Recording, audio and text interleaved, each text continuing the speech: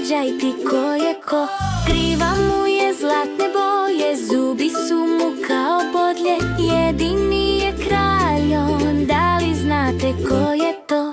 To je lav.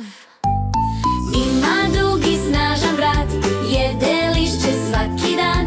Šara ima barem 100, da li znate ko je to? Žirafa! Svuda nosi crne pruge, ponosno kroz savane duge. U krdu ih ima 100, da li znate ko je to? Zebra, nežnu dugu surlu, kao da nam svira frulu. Više tona ima on, da li znate ko je to? To je slon.